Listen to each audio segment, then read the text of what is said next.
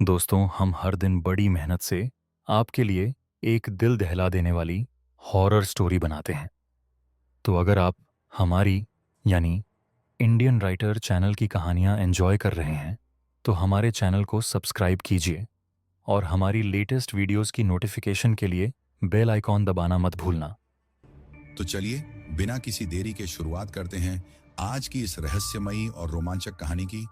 दिसंबर की उस रात ठंड कुछ ज्यादा ही तेज थी। तेज हवा सुनसान गलियों में सरसराती हुई बह रही थी। रानीपुर ये एक छोटा सा कस्बा था जहां लोग सूरज ढलते ही अपने दरवाजे बंद कर लेते थे। चारों तरफ सन्नाटा पसरा था। बस सड़क किनारे टिमटिमाते स्ट्रीट लाइट्स और कहीं दूर से आती एक आवारा कुत्ते की डरावनी हुआ ही इस खामोशी को तोड़ रही थी। मैंने अपनी जैकेट कसकर लपेट ली और सामने खड़े भारी लोहे के गेट की ओर देखा। इसके पीछे था रानीपुर सरकारी भवन, 3 मंजिला इमारत जो कभी सरकारी अफसरों और कर्मचारियों की हलचल से भरी रहती थी। अब यह वीरान और जर्जर हो चुकी थी। दीवारों से पेंट उखड़ गया था, गलियारे सूने पड़े थे और कमरों में बस धूल और पुराने सरकारी दस्तावेज बचे थे। मैंने एक लंबी सांस ली और अपने कंधे पर टंगे बैग की पट्टी ठीक की। आज मेरी यहाँ आखिरी रात थी, बस एक आखिरी शिफ्ट, फिर हमेशा के लिए इस जगह से छुटकारा। मेरा नाम राघव शर्मा है। मैं 53 साल का हूँ और सेना से रिटायर हो चुका हूँ। 25 साल देश की सेवा की और अब इस वीरान इमारत का रात का चौकीदार बनकर रह गया हूँ। जिंदगी अजीब होती है, कभी आपको बुलंदियों पर ले जाती है तो कभी जमीन पर पटक देती है। यह नौकरी मुझे एक दोस्त के जरिए मिली थी। आसान थी, अस्थाई थी, बस खुद को व्यस्त रखने के लिए। 8 महीने हो गए मुझे यहाँ काम करते हुए, लेकिन यह जगह अब भी मुझे अजीब लगती थी। मैं कभी अंधविश्वास में यकीन नहीं करता था। भूत प्रेत सिर्फ कहानियां होते हैं, ऐसा मैं हमेशा मानता था। लेकिन इस इमारत में कुछ तो था, कुछ ऐसा जिसे मैं देख नहीं सकता था मगर महसूस जरूर करता था। इन महीनों में मैंने न जाने कितनी बार इस इमारत के गलियारों में रात गुजारी थी, लेकिन यह एहसास कभी नहीं गया कि मैं यहाँ अकेला नहीं हूं। यहाँ की खामोशी आम खामोशी नहीं थी, ये भारी थी, जैसे कोई छुप कर देख रहा हो। गेट की जंग लगी कड़ियां चरमराई जब मैंने उसे खोला। मेरी कदमों की आवाज टूटी फूटी जमीन पर गूंज उठी। मैं सीधे गार्ड रूम की तरफ बढ़ा। एक छोटा जर्जर सा कमरा जहां बस एक लकड़ी की पुरानी मेज, एक टूटी कुर्सी और एक धूल से भरा रेडियो रखा था जो कभी कभी खुद ही स्टैटिक शोर करने लगता था। मैंने रजिस्टर उठाया हाजिरी दर्ज करने के लिए, मगर तभी एक अजीब चीज दिखी। पन्ने हल्के हल्के फड़फड़ा रहे थे जबकि कमरे में कोई हवा नहीं थी। मैंने हैरानी से भौहें सिकोड़ ली और हाथ रखकर पन्नों को रोकने की कोशिश की। राघव भैया, मैंने झटके से मुड़कर देखा। मेरा दिल एक पल के लिए रुक सा गया। अरिफ था, सुबह की शिफ्ट में काम करने वाला बूढ़ा सफाई कर्मी, दुबला पतला, उम्र होगी कोई 60 के पार। चेहरे पर गहरी झुर्रियां और हाथ हमेशा हल्के से कांपते रहते, जैसे कोई छिपा हुआ बोझ उठाए फिर रहा हो। अरिफ, मैंने गहरी सांस लेते हुए कहा और सिर हिलाया। इस तरह दबे पांव मत आया करो, डर लग जाता है। वह बस फीकी सी मुस्कान देकर चुपचाप खड़ा रहा, लेकिन उसकी निगाहें मेरे पीछे इमारत की ओर टिक गईं और चेहरा अचानक सख्त हो गया। आज आखिरी रात है ना? उसकी आवाज धीमी थी। मैंने सिर हिलाया। हाँ, बस एक और शिफ्ट। अरिफ कुछ पलों तक चुप रहा। उसकी आंखें फिर से उस वीरान इमारत की ओर चली गईं। फिर तो आज संभल कर रही है भैया। मैंने भौहें चढ़ा दी। मतलब? वह असहज लगने लगा। पांव जमीन पर घिसटते हुए बोला, बस आज की रात अलग होती है। मैं तो हर सुबह यह देखकर शुक्र मनाता हूं कि आप अब तक ठीक ठाक हैं। मैंने एक हल्की हंसी के साथ लंबी सांस छोड़ी। अरिफ, हम ये बात पहले भी कर चुके हैं। इस इमारत में कुछ नहीं है, बस धूल और चूहे। लेकिन अरिफ ने हंसने की कोशिश भी नहीं की। उल्टा वह थोड़ा झुका और आवाज और धीमी कर ली। राघव भैया, मैंने देखा है। उसकी आवाज फुसफुसाहट में बदल गई। पिछले चौकीदार का हाल भूल गए क्या? ये बिल्डिंग इंसान नहीं, कुछ और ही चाहती है। मैं एक पल के लिए सन्न रह गया। पिछला चौकीदार? शिव प्रसाद, 40-45 साल का आदमी जो मुझसे पहले यहां काम करता था, लेकिन अचानक ही चला गया। कोई कहता था कि उसने खुद नौकरी छोड़ दी, तो कोई फुसफुसाता था कि वो पागल हो गया था। मैंने गहरी सांस ली। मैं कहानियों से नहीं डरता, अरिफ। फिर मैंने हल्के से सिर झुकाकर कहा, अब तुम घर जाओ, देर हो रही है। आरिफ एक पल को और रुका, मानो कुछ कहना चाहता हो, फिर धीरे से सिर हिलाया और उलटे पांव बाहर निकलने लगा। उसके होंठ बुदबुदा रहे थे, शायद कोई दुआ। मैंने उसे जाते हुए देखा। उसका दुबला पतला शरीर धीरे धीरे अंधेरे में गायब हो गया। फिर मैंने लंबी सांस ली और इमारत की ओर देखा। दरवाजे पहले से ही आधे खुले थे। उनके पीछे काला घुप अंधकार भरा गलियारा मेरा इंतजार कर रहा था। मैंने टॉर्च निकाली और भीतर कदम रखा। अंदर की हवा बासी थी, पुराने कागजों, गीली दीवारों और किसी अजीब सी गंध से भरी हुई। कुछ ऐसा जो पहचान में नहीं आ रहा था, कुछ हल्का सा धातु जैसा। मैंने टॉर्च ऑन की। तेज रोशनी ने अंधेरे को चीरते हुए धूल के कणों को नाचता हुआ दिखा दिया। सामने गलियारा फैला था, दोनों ओर खाली कमरे। हर कदम की गूंज सुनसान इमारत में गूंज रही थी, मानो कोई मेरे ठीक पीछे चल रहा हो। मैं सीधा सिक्योरिटी ऑफिस की ओर बढ़ा। यह एक छोटा सा कमरा था। दीवारों का पेंट उखड़ा हुआ और फर्नीचर पर मोटी धूल की परत जमी हुई थी। मैंने बैग टेबल पर रखा और कोने में रखी पुरानी सीसीटीवी स्क्रीन की ओर देखा। स्क्रीन झिलमिला रही थी। ब्लैक एंड व्हाइट फुटेज में सिर्फ खाली गलियारे दिख रहे थे। सब कुछ सामान्य था। मैंने धीरे से सांस छोड़ी और कुर्सी पर टिक गया। लंबी रात होने वाली है, या कम से कम मुझे यही लगा था, क्योंकि ठीक रात के 12:03 पर सीसीटीवी स्क्रीन पर एक झिलमिलाहट हुई और एक पल के लिए मैंने कुछ देखा। एक परछाई गलियारे के आखिरी छोर पर खड़ी थी और मुझे घूर रही थी। सीसीटीवी स्क्रीन पर वह परछाई मुश्किल से 1 सेकंड के लिए उभरी, एक खराब सिग्नल की तरह झिलमिलाई और गायब हो गई। मैंने तुरंत आगे झुककर स्क्रीन को घूरा। मेरी उंगलियां डेस्क के किनारे को कसकर पकड़ चुकी थीं। स्क्रीन फिर से सामान्य हो गई। गलियारा फिर से खाली था। मैंने धीमी सांस ली, खुद को शांत करने की कोशिश की। बस गड़बड़ी होगी, पुरानी वायरिंग की दिक्कत, यही होना चाहिए था। यह पूरी इमारत दशकों पुरानी थी। कैमरे किसी तरह चल रहे थे। आधे समय तो उनकी स्क्रीन पर सिर्फ स्टैटिक ही नजर आता था, लेकिन फिर भी जिस तरह वो परछाई दिखाई दी थी, बस खड़ी हुई चुपचाप, कुछ था उसमें जो बेचैन कर गया। मैंने टॉर्च उठाई और सिक्योरिटी ऑफिस से बाहर निकल आया। गलियारा मेरे सामने फैला हुआ था, चुपचाप स्थिर। फर्श पर मेरे जूतों की मध्यम गूंज सुनाई दे रही थी, जैसे यह खामोशी भी हर आवाज को निगल लेना चाहती हो। मैं धीरे धीरे आगे बढ़ा, उसी जगह की ओर जहां मैंने परछाई देखी थी। कुछ नहीं, हवा थमी हुई थी, एकदम स्थिर। छत के पुराने पंखे बंद पड़े थे, उनके ब्लेड धूल से ढके हुए। गलियारे के दोनों ओर के दरवाजे बंद थे, उन पर लगे जंग लगे ताले वैसे के वैसे थे, बिल्कुल अछूते। मैंने कदम धीमे कर लिए, टॉर्च की रोशनी को हर कोने पर घुमाया। दीवारों पर, फर्श पर, दरवाजों के नीचे और उन अंधेरे कोनों में जहां अक्सर छायाएं छिपी होती हैं। मुझे खुद नहीं पता था कि मैं क्या तलाश रहा था। एक आवाज, मध्यम, धीमी। मैं सहसा ठहर गया। मेरी सांसें गले में अटक गईं। आवाज गलियारे के अंतिम छोर से आ रही थी, आखिरी दरवाजे के पार। हल्की खराश जैसी आवाज, जैसे नाखून लकड़ी पर घिस रहे हों। मेरी धड़कन तेज हो गई, लेकिन मैंने खुद को आगे बढ़ने के लिए मजबूर किया। धीरे धीरे, कदम दर कदम, मैं उस दरवाजे की ओर बढ़ा। आवाज अब भी जारी थी, धीमी, जानबूझकर की जा रही हो जैसे। मैंने हाथ बढ़ाकर दरवाजे का हैंडल छुआ, बर्फ सा ठंडा। मैंने दरवाजा खोला, खाली। कमरा सिर्फ धूल और पुराने फाइलिंग कैबिनेट्स से भरा हुआ था। एक कोने में कुछ टूटी कुर्सियां बेतरतीब ढंग से रखी हुई थीं। खिड़कियों पर मोटे लकड़ी के पट्टे लगे थे, जिससे केवल चंद्रमा की हल्की सी रोशनी अंदर आ रही थी। मैंने टॉर्च उठाई और पूरे कमरे पर रोशनी डाली। हर कोना, हर दीवार, हर परछाई, कोई हलचल नहीं, कोई मौजूदगी नहीं। मैंने एक गहरी सांस ली। बस मेरा दिमाग मुझसे खेल रहा है। मैंने खुद को समझाने की कोशिश की, लेकिन फिर भी कुछ सही नहीं लग रहा था। मैंने पीठ घुमाई और दरवाजे की ओर बढ़ा ही था कि टॉर्च झपकी, और तभी मैंने उसे देखा। दीवार पर एक हाथ का निशान, पुराना नहीं, नया। मेरी धड़कन कानों में गूंजने लगी। छोटा, नाजुक, जैसे किसी बच्चे का हो, लेकिन उंगलियां जरूरत से ज्यादा लंबी थीं। दीवार पर वो हाथ का निशान एक ठंडी सिहरन छोड़ गया। बहुत ताजा था, बहुत साफ। पर अजीब बात यह थी कि उसके आसपास की धूल जरा भी हिली हुई नहीं थी, जैसे वो निशान बस अचानक प्रकट हो गया हो। मैंने टॉर्च उठाई और उसकी लंबी, असामान्य उंगलियों को ध्यान से देखा। ये कोई आम हाथ नहीं था। मेरा मन कर रहा था कि इसे पोंछ दूं, हटा दूं इस चीज का सबूत जिसे मैं समझ नहीं पा रहा था।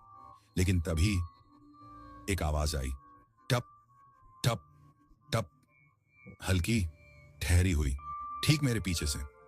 मैंने झटके से पीछे मुड़कर टॉर्च घुमाई। कुछ नहीं। कमरा फिर से सुनसान था, लेकिन हवा कुछ भारी लग रही थी, जैसे कोई देख रहा हो, जैसे कुछ इंतजार कर रहा हो। मैंने धीमी सांस भरी। इसकी कोई ना कोई तर्कसंगत वजह होगी। 8 महीने से मैं इस इमारत में था, पुरानी, वीरान, खस्ताहाल। यहां से अजीब आवाजें आना कोई नई बात नहीं थी। चूहे, पुरानी पाइपलाइन या दीवारों में से गुजरती हवा। लेकिन वो हाथ का निशान, वो कुछ और था। मैंने धीरे से कदम पीछे खींचे और गलियारे में लौट आया। दिल अब भी तेज धड़क रहा था। मुझे अपने दिमाग को शांत करना था, अपनी ड्यूटी पूरी करनी थी, भूल जाना था ये सब। लेकिन फिर एक आवाज, एक फुसफुसाहट, मध्यम, खुरदुरी, ठीक मेरे पीछे से। मत जाओ। एक वीरान इमारत को सांस नहीं लेनी चाहिए। मैंने झटके से पीछे मुड़कर टॉर्च चमकाई। मेरा हाथ कांप रहा था। कमरा खाली था। मैंने हर कोने पर रोशनी डाली, दीवारों पर, फर्श पर, छत तक। कुछ नहीं, बस वही हाथ का निशान मुझे घूरता हुआ। मैंने थरथराते हुए गहरी सांस ली और आगे बढ़ने को मजबूर किया। नजरअंदाज करो, चलते रहो। मैंने गलियारे में कदम रखा और दरवाजा बंद कर दिया। लेकिन मैं आधे रास्ते तक ही पहुंचा था जब वो आवाज फिर से आई। इस बार कोई फुसफुसाहट नहीं, सांसों की आवाज, धीमी, भारी, ठीक मेरे पीछे, अंधेरे में। मैं इतनी तेजी से मुड़ा कि मेरी टॉर्च गिरते गिरते बची। दरवाजा, जिसे मैंने अभी अभी बंद किया था, खुला हुआ था, पूरा खुला, सन्नाटा, भारी और दम घोंटने वाला। दरवाजा मेरी आंखों के सामने अधखुला खड़ा था। उसके पार अंधेरा पसरा हुआ था, उसी कमरे का अंधेरा जिससे मैं अभी निकला था। पर मैंने तो दरवाजा बंद किया था, मुझे यकीन था।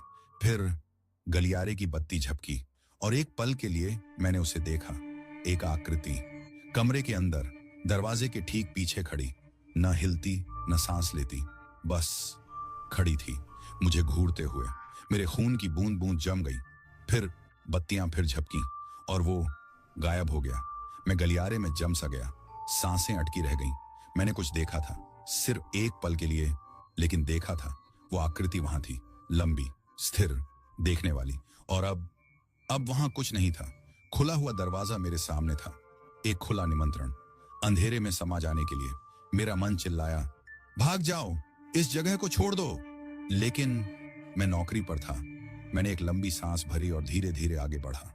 हर कदम भारी महसूस हो रहा था, जैसे मैं किसी गाढ़े अदृश्य धुंध में धंस रहा हूं। टॉर्च मेरे हाथ में कांप रही थी। मैंने हाथ बढ़ाकर दरवाजा बंद किया। टक, लैच की आवाज पूरे गलियारे में गूंज गई। मैंने एक कदम पीछे लिया, रुका, कुछ नहीं हुआ। एक कांपती हुई सांस मेरे होंठों से निकली। शायद दिमाग मुझसे खेल रहा है। और तभी दरवाजा खुद ब खुद चरमराया और धीरे धीरे खुल गया। मेरी सांस रुक गई। मैं अभी पूरी तरह से पीछे भी नहीं मुड़ा था। कमरे के अंदर घना अंधेरा पसरा हुआ था, इतना गहरा कि मेरी टॉर्च की रोशनी भी उसमें डूब रही थी, जैसे अंदर कोई छिपा हो, मेरी पहुंच से जरा सा बाहर। तभी एक ठंडी हवा का झोंका मेरे चेहरे से टकराया और फिर नाखून, लकड़ी पर रगड़ खाने की आवाज कमरे के अंदर से, धीमी, जानबूझकर की गई। और फिर एक फुसफुसाहट, इतनी मध्यम कि मैं शायद उसे सुन भी ना पाता। अब मत जाओ। मेरा दिल धड़क उठा। आवाज बहुत पास थी, बहुत पास। मैंने पीछे हटते हुए अपने कदम तेज किए, तेज और तेज। मेरे बूट फर्श पर धम धम गूंजने लगे। सिक्योरिटी रूम, मुझे किसी भी हालत में वहां पहुंचना था। लेकिन तभी कदमों की आवाज, हल्की, दबे हुए, पर मेरे कदमों के साथ साथ कोई मेरे पीछे चल रहा था, मुझे हर कदम पर फॉलो कर रहा था। मेरी धड़कन आसमान छूने लगी, पर मैंने मुड़कर नहीं देखा। मत देखो, मत देखो। सिक्योरिटी ऑफिस का दरवाजा दिखा। मैंने अंदर घुसते ही धड़ाम से दरवाजा बंद कर दिया। धड़क, धड़क, धड़क। मैं वहीं खड़ा रहा, सांसें तेज, सीने में धड़कनों की गूंज। मेरी आंखें सीसीटीवी स्क्रीन पर टिक गईं। स्क्रीन झपक रही थी, सफेद, सटीक, स्टैटिक। फिर गलियारे के कोने में एक परछाई, लंबी, स्थिर, सिक्योरिटी ऑफिस के दरवाजे के ठीक बाहर खड़ी। उसने मेरा पीछा किया है। मैंने अपनी मुट्ठियां भींच ली। नहीं, ये सब सच नहीं हो सकता। मैंने अपनी आंखें कसकर बंद कर ली, खुद को शांत करने की कोशिश की। एक पल बाद जब मैंने उन्हें फिर से खोला, परछाई गायब हो चुकी थी। गलियारा खाली था, लेकिन मैं यकीन नहीं कर सका, क्योंकि सन्नाटे के बीच भी मुझे अब भी उसकी मौजूदगी महसूस हो रही थी। कुछ था वहां, देखता हुआ, इंतजार करता हुआ। सिक्योरिटी ऑफिस पहले से छोटा लगने लगा था। भीतर की हवा भारी और दम घोंटू हो गई थी। मैंने खुद को स्टेडी रखने की कोशिश की और कंपाती निगाहों से झिलमिलाती सीसीटीवी स्क्रीन को देखा। बाहर का गलियारा अब खाली लग रहा था, ना कोई परछाई, ना कोई हरकत। लेकिन मैं मूर्ख नहीं था। कुछ मेरा पीछा करते हुए आया था। मुझे इसका एहसास हो रहा था। मैंने घड़ी की ओर देखा। रात के 2:47 थे। मेरी शिफ्ट खत्म होने में अभी 3 घंटे से ज्यादा का वक्त बाकी था। यह सोचकर ही दिल में अजीब सी घबराहट होने लगी। मैं इतना वक्त यहां कैसे बिताने वाला था। मैंने अपने बेल्ट पर लगी वॉकी टॉकी उठाई और बटन दबाने से पहले एक पल के लिए झिझका। रवि, सुन रहे हो? स्टैटिक की आवाज आई। फिर सन्नाटा। रवि, मैंने फिर से पुकारा। इस बार आवाज थोड़ी धीमी थी। स्टैटिक। फिर एक धीमी सांस, लेकिन वो मेरी नहीं थी। एक ठंडी धीमी सांस, बिल्कुल वॉकी टॉकी के दूसरी तरफ, स्पीकर के पास, जैसे कोई वहां था, सुनता हुआ। मेरा शरीर सुन्न पड़ गया। मैंने झट से बटन छोड़ दिया। दिल इतनी जोर से धड़क रहा था कि कानों में उसकी धड़कनें गूंजने लगी। अब ये मेरी कल्पना नहीं रह गई थी। मैं तेजी से खड़ा हुआ। कुर्सी जमीन पर पीछे घिसटते हुए अजीब आवाज करने लगी। कमरा बदला बदला सा लग रहा था। डेस्क पर रखा छोटा इलेक्ट्रिक पंखा स्थिर था। हवा ठहरी हुई थी, लेकिन दबाव महसूस हो रहा था। एक अजीब सा भार, जैसे अनदेखी आंखें मेरी पीठ पर टिकी हों। मैंने धीरे धीरे सिर घुमाया, हर कोने को ध्यान से देखा। कुछ नहीं था, बस मेरी मेज, एक पुरानी फाइलिंग कैबिनेट और धूल से ढके पुराने रजिस्टरों का ढेर। फिर भी मेरी बाहों के रोंगटे खड़े हो गए। मैं अकेला नहीं था। यह एहसास इतना मजबूत था कि इसे नजरअंदाज नहीं किया जा सकता था। मैंने टॉर्च कसकर पकड़ी। मेरी हथेलियां पसीने से भीग गई थीं। मैंने अपनी आंखें कसकर बंद कर लीं, खुद को शांत करने की कोशिश की। एक पल बाद जब मैंने उन्हें फिर से खोला, परछाई गायब हो चुकी थी। गलियारा खाली था, लेकिन मैं यकीन नहीं कर सका, क्योंकि सन्नाटे के बीच भी मुझे अब भी उसकी मौजूदगी महसूस हो रही थी। कुछ था वहां, देखता हुआ, इंतजार करता हुआ। सिक्योरिटी ऑफिस पहले से छोटा लगने लगा था। भीतर की हवा भारी और दम घोंटू हो गई थी। मैंने खुद को स्टेडी रखने की कोशिश की और कंपाती निगाहों से झिलमिलाती सीसीटीवी स्क्रीन को देखा। बाहर का गलियारा अब खाली लग रहा था, ना कोई परछाई, ना कोई हरकत। लेकिन मैं मूर्ख नहीं था। कुछ मेरा पीछा करते हुए आया था। मुझे इसका एहसास हो रहा था। मैंने घड़ी की ओर देखा। रात के 2:47 थे। मेरी शिफ्ट खत्म होने में अभी 3 घंटे से ज्यादा का वक्त बाकी था। यह सोचकर ही दिल में अजीब सी घबराहट होने लगी। मैं इतना वक्त यहां कैसे बिताने वाला था। मैंने अपने बेल्ट पर लगी वॉकी टॉकी उठाई और बटन दबाने से पहले एक पल के लिए झिझका। रवि, सुन रहे हो? स्टैटिक की आवाज आई। फिर सन्नाटा। रवि, मैंने फिर से पुकारा। इस बार आवाज थोड़ी धीमी थी। स्टैटिक। फिर एक धीमी सांस, लेकिन वो मेरी नहीं थी। एक ठंडी धीमी सांस, बिल्कुल वॉकी टॉकी के दूसरी तरफ, स्पीकर के पास, जैसे कोई वहां था, सुनता हुआ। मेरा शरीर सुन्न पड़ गया। मैंने झट से बटन छोड़ दिया। दिल इतनी जोर से धड़क रहा था कि कानों में उसकी धड़कनें गूंजने लगी। अब ये मेरी कल्पना नहीं रह गई थी। मैं तेजी से खड़ा हुआ। कुर्सी जमीन पर पीछे घिसटते हुए अजीब आवाज करने लगी। कमरा बदला बदला सा लग रहा था। डेस्क पर रखा छोटा इलेक्ट्रिक पंखा स्थिर था। हवा ठहरी हुई थी, लेकिन दबाव महसूस हो रहा था। एक अजीब सा भार, जैसे अनदेखी आंखें मेरी पीठ पर टिकी हों। मैंने धीरे धीरे सिर घुमाया, हर कोने को ध्यान से देखा। कुछ नहीं था, बस मेरी मेज, एक पुरानी फाइलिंग कैबिनेट और धूल से ढके पुराने रजिस्टरों का ढेर। फिर भी मेरी बाहों के रोंगटे खड़े हो गए। मैं अकेला नहीं था। यह एहसास इतना मजबूत था कि इसे नजरअंदाज नहीं किया जा सकता था। मैंने टॉर्च कसकर पकड़ी। मेरी हथेलियां पसीने से भीग गई थी। कुर्सी अब भी वहीं थी जहां मैंने छोड़ी थी। पुराने रजिस्टरों के ढेर झोंके त्यों पड़े थे। खिड़की मजबूती से बंद थी और बाहर की रात काली स्याही जैसी घनी थी। यहाँ कोई नहीं था, कोई भी दरवाजे पर दस्तक नहीं दे सकता था, और फिर भी वो आवाज हकीकत थी। मैंने धीरे धीरे एक कांपता कदम पीछे लिया। मेरे पैर ने किसी नरम चीज को छुआ। एक परछाई हिली। मैंने घबराकर सांस खींची और झटके से मुड़ा। टॉर्च की रोशनी तेजी से फर्श पर दौड़ गई। कुछ नहीं, लेकिन धूल धूल हिली हुई थी। मॉनिटर में चेहरा, मेरा दिल उछलकर गले में अटक गया जब मैंने मेज की ओर देखा। सीसीटीवी मॉनिटर झिलमिला रहे थे। स्क्रीन पर स्टैटिक की लहरें दौड़ रही थीं। मैं मेज के पास आया, कांपते हाथों से किनारे को कसकर पकड़ लिया, और फिर ऊपरी दाएं कोने की फीड में एक आकृति गलियारे में खड़ी, एकदम स्थिर। मैं उसका चेहरा नहीं देख सका, बस एक लंबा, अजीब तरह से अचल काला साया। एक पल के लिए मुझे लगा कि यह सिर्फ कैमरे की कोई गड़बड़ है, लेकिन फिर वो सिर झुकाकर मेरी ओर देखने लगी, धीरे से, जैसे उसे पता हो कि मैं उसे देख रहा हूं।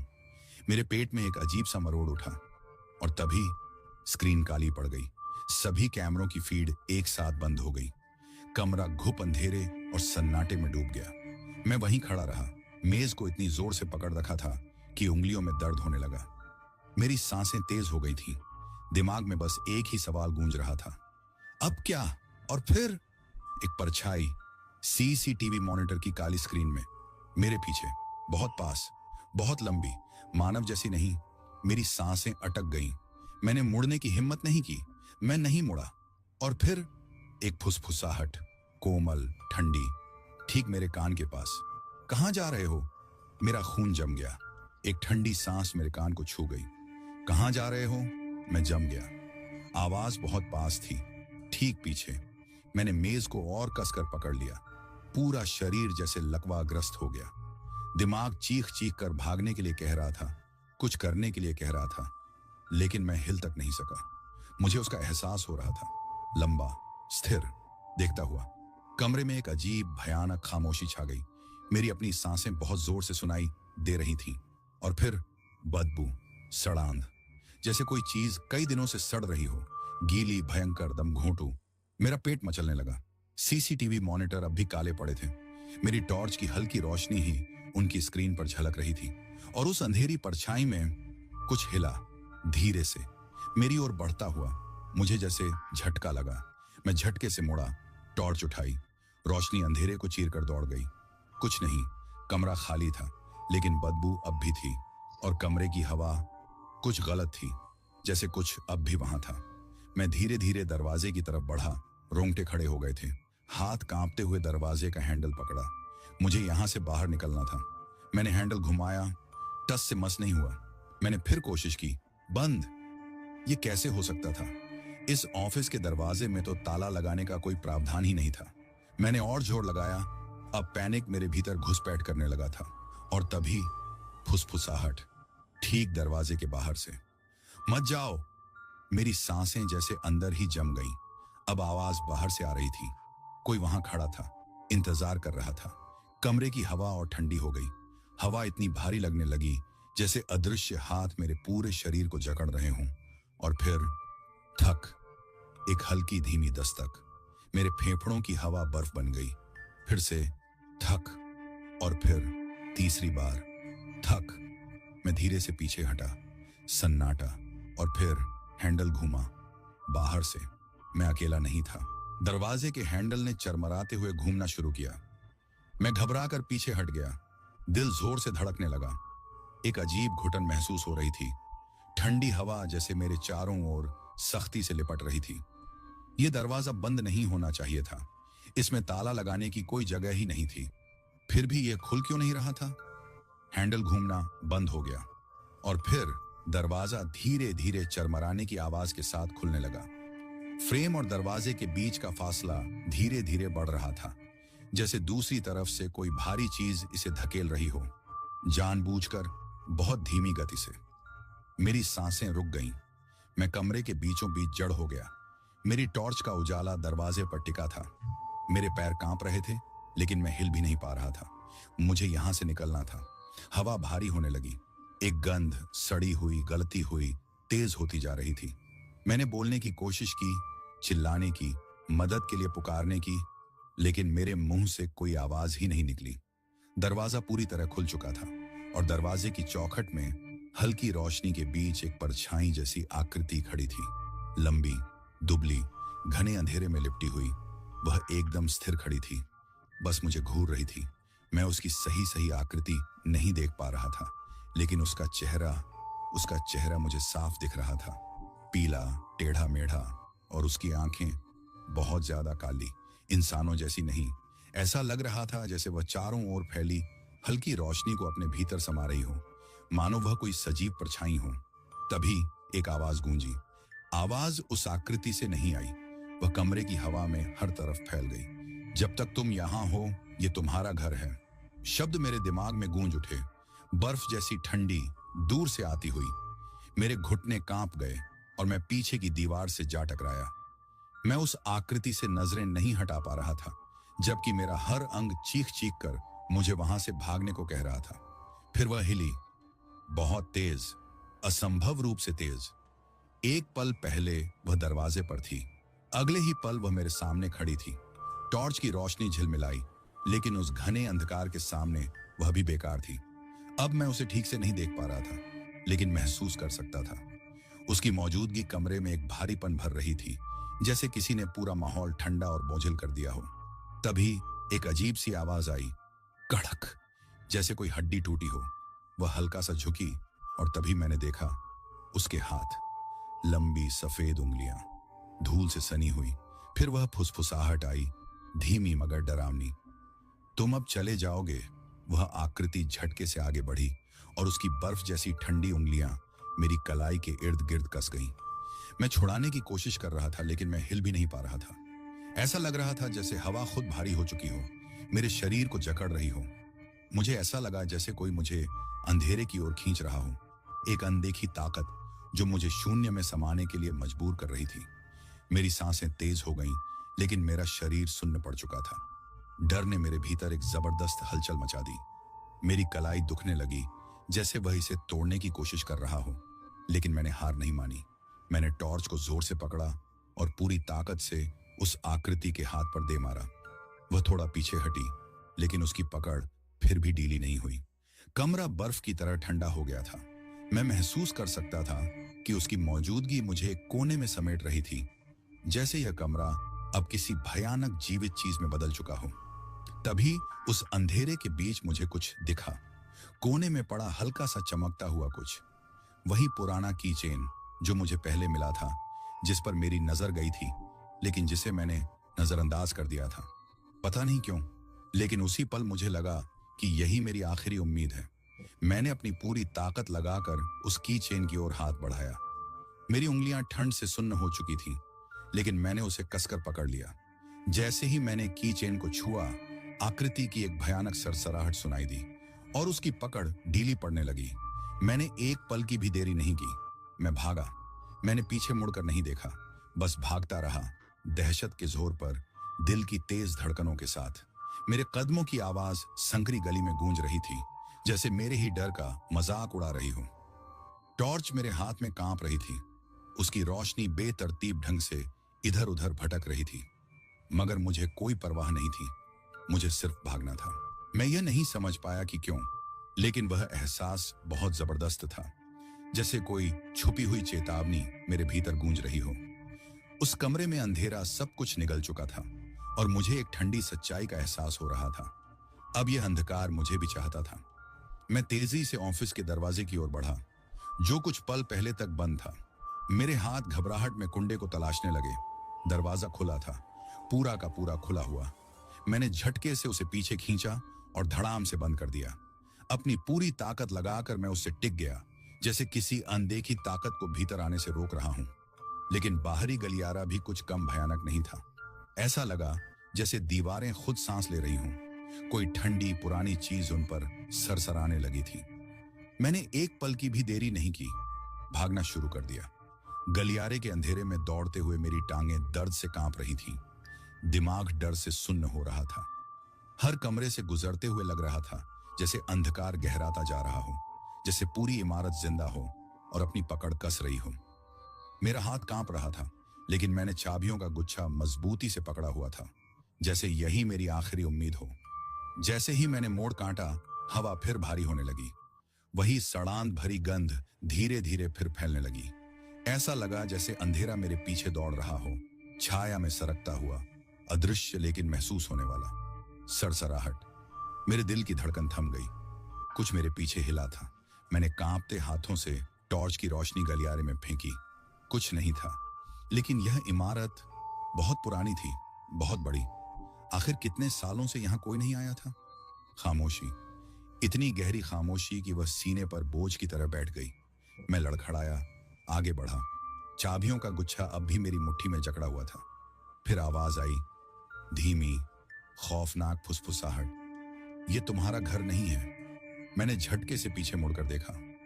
गलियारा खाली था, लेकिन आवाज इतनी साफ थी जैसे कोई मेरे ठीक पास खड़ा होकर बोल रहा हो। मेरी सांसें उखड़ गईं। अब मैं कहीं भी जा रहा था, मुझे नहीं पता था कहां, लेकिन मैं जानता था कि मुझे रुकना नहीं था। मैं एक और कमरे में दाखिल हुआ। यह सबसे ज्यादा अंधेरा था। यहां सिर्फ मेरी टॉर्च की हल्की रोशनी थी। आईने, पूरा कमरा आईनों से भरा हुआ था, लंबे पतले, हर कोने में खड़े हुए। हर आईने में वही खाली सुनसान कमरा दिख रहा था। मैंने अपनी ही परछाई देखी, पीली पड़ चुकी त्वचा, पसीने से भीगा चेहरा, डर से फटी आंखें। लेकिन कुछ सही नहीं लग रहा था। यहां रुकना ठीक नहीं था। ये आईने, ऐसा लगा जैसे वे मुझे देख रहे हों, मेरे हर कदम का इंतजार कर रहे हों। फिर वही फुसफुसाहट, मैं तुम्हारे साथ हूं। लेकिन यह आवाज मेरे सामने से नहीं आई थी, बल्कि मेरे पीछे से। मैंने झटके से मुड़कर टॉर्च घुमाई। रोशनी आईनों पर पड़ी। कुछ नहीं था, कोई नहीं था। मैं अकेला था। लेकिन तभी कोई हिला। आईने में, वहां वह खड़ा था, लंबा, काला और बिल्कुल स्थिर। मैं चीख पड़ा। फिर वह हिला, लेकिन इतनी तेजी से कि आंखें भी पकड़ न पाईं। मेरे हाथ से टॉर्च गिरते गिरते बची। घबराहट में मैंने चाबियों का गुच्छा पूरे जोर से आईने की ओर फेंक दिया। गुच्छा जमीन पर गिरा और तभी कुछ बदला। परछाई जैसे सिकुड़ गई हो, मानो वह उस चाबियों के गुच्छे से डर रही हो। एक पल के लिए मैंने उम्मीद की एक हल्की किरण देखी, लेकिन फिर मुझे समझ आया, यह चाबी का गुच्छा, यह बस एक आम चीज नहीं थी। यह एक चेतावनी थी, एक कुंजी उस इमारत के लिए, लेकिन सामान्य अर्थों में नहीं।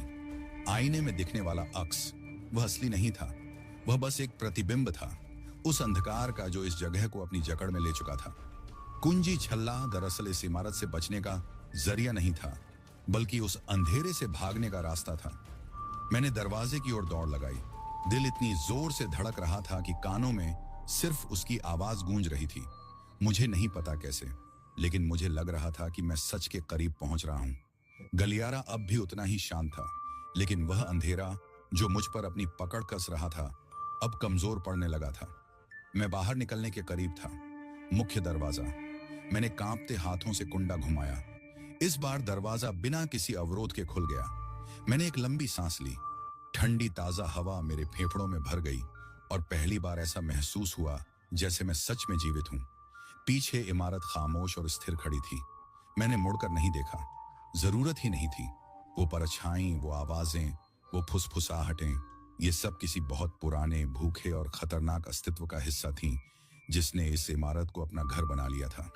और अब मैं आजाद था, पर यह आजादी अजीब थी, जैसे मैं किसी दूसरी दुनिया में आ गया हूं, उस डरावने सपने से बाहर निकलकर किसी अजनबी वास्तविकता में। लेकिन डर खत्म नहीं हुआ था। वह अब भी मेरे अंदर कहीं जिंदा था। पेट के अंदर एक अजीब सी घबराहट उठ रही थी, जैसे कुछ सही नहीं था। मैंने इमारत की ओर देखने की हिम्मत नहीं की, लेकिन मैं अब भी उसकी मौजूदगी महसूस कर सकता था। देखती हुई, इंतजार करती हुई। मेरे हाथ कांप रहे थे। मैंने किसी तरह अपना फोन निकाला। समय 3:42 सुबह। स्क्रीन की रोशनी हल्की थी। मैंने पुलिस को कॉल किया। रिंगटोन की गूंज रात के सन्नाटे में गूंज उठी। हेलो, आपकी इमरजेंसी क्या है? मैं हाँफ रहा था। दिमाग अभी भी उस भयानक अनुभव से बाहर नहीं आया था। मैं उन्हें कैसे समझाता, कैसे बताता कि जिस इमारत में मैं था वह सिर्फ एक जगह नहीं थी, वह जीवित थी और उसने मुझे निगलने की कोशिश की थी। मेरे होंठ हिले, लेकिन शब्द नहीं निकले, बस सिसकियां। शांत हो जाइए सर, क्या आप मुझे अपनी लोकेशन बता सकते हैं? मैंने कांपती आवाज में पुराने विला का पता बताया, लेकिन बोलते ही एक अजीब सा एहसास हुआ, जैसे मैं झूठ बोल रहा हूं, क्योंकि यह सिर्फ एक जगह नहीं थी, यह एक चीज थी। कुछ मिनटों बाद मैंने दूर से पुलिस की सायरन सुनी। रोशनी की चमक ठंडी रात के अंधेरे को चीर रही थी, लेकिन मैं वहां नहीं रुका। मैं चलता रहा। मुझे नहीं पता था कहां जा रहा हूं, लेकिन एक बात पक्की थी, मैं घर नहीं जा सकता। अभी नहीं। मुझे जवाब चाहिए थे। मुझे सबूत चाहिए था कि यह सब सिर्फ मेरा वहम नहीं था। सुबह होते ही पुलिस ने फिर से इमारत की जांच की। कुछ नहीं मिला। न कोई घुसपैठ के निशान, न कोई सबूत कि वहां कोई था। इमारत सालों से वीरान थी और पुलिस कर्मियों के चेहरों से साफ था, वे मेरी बात पर यकीन नहीं कर रहे थे। और क्यों करते? भला कोई ऐसी बात पर यकीन कैसे करेगा? लेकिन मैं जानता था, जो कुछ भी मैंने देखा था, जो भी मैंने महसूस किया था, वह असली था। फिर एक रात फोन की घंटी बजी। मैंने स्क्रीन की ओर देखा। अनजान नंबर। मैंने धीमे से कॉल रिसीव की। क्या मैं मिस्टर हरीश शर्मा से बात कर रही हूं? मैं ठिठक गया। यह वही आवाज थी, पुलिस डिस्पैचर की। मेरे गले से मुश्किल से शब्द निकले। हाँ, मैं हरीश बोल रहा हूं। मैं चाहती हूं कि आप मेरी बात बहुत ध्यान से सुने। उसकी आवाज धीमी थी, जैसे कोई उसे सुन न ले। जिस इमारत के बारे में आपने कॉल की थी, वह वैसी नहीं है जैसी दिखती है। सालों से वहां अजीब घटनाएं होती रही हैं। कोई नहीं जानता क्यों, लेकिन जो लोग वहां जाते हैं वे वापस आते हैं, पर पहले जैसे नहीं रहते। आपको वहां से दूर रहना होगा। मैंने कठिनाई से निगलते हुए गला साफ किया। आप कहना क्या चाह रही हैं? मुझे पता है यह सब सुनकर आप मुझे पागल समझेंगे। वह रुकी, जैसे शब्दों को तौल रही हो। लेकिन उस जगह में कुछ अंधकारमय है। वह सिर्फ एक वीरान इमारत नहीं है, वह शिकार करती है। मेरा बदन सिहर उठा। मुझे नहीं पता यह कैसे या क्यों हो रहा है, लेकिन आप अकेले नहीं हैं हरीश। पहले भी कई लोग हमें इस इमारत के बारे में कॉल कर चुके हैं, पर वे किसी को कुछ नहीं बताते। पर मैंने सुनी है वे कहानियां, वे अफवाहें। वह इमारत जिंदा है। मैं स्तब्ध रह गया। उसके शब्दों ने जैसे मेरे भीतर कुछ चीर दिया था। आपको तुरंत उस इलाके से निकलना होगा। जितनी देर आप वहां रहेंगे, उतनी ही ज्यादा उसकी पकड़ आप पर मजबूत होती जाएगी। वह आपको जानती है, वह आपको याद रखती है। फिर कॉल कट गई। मैं फोन स्क्रीन को देखता रह गया। जो कुछ भी मैंने सुना था, क्या वह सच था या सिर्फ एक वहम? मैं दोबारा उस इमारत के पास नहीं गया, पर हर रात वह अजीब सा खिंचाव महसूस होता था। वही फुसफुसाहटें, वही परछाइयां, जैसे वह अब भी यहीं हो, यहीं कहीं इंतजार करती हुई, देखती हुई। कुछ महीनों बाद मैंने वह शहर छोड़ दिया। अपनी पुरानी जिंदगी को पीछे छोड़कर मैं दूर चला गया। लेकिन वह अंधकार, वह मेरे साथ आया। मैंने उसे भुलाने की कोशिश की।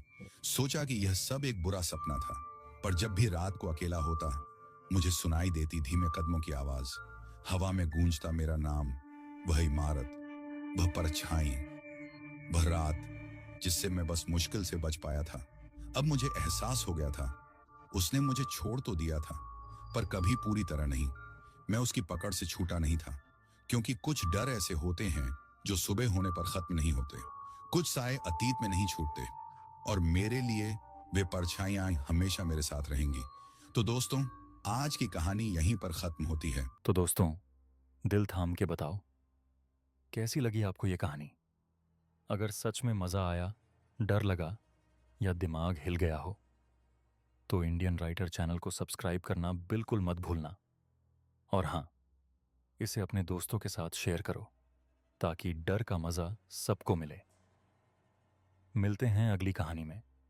तब तक के लिए सतर्क रहो और सुनते रहो इंडियन राइटर।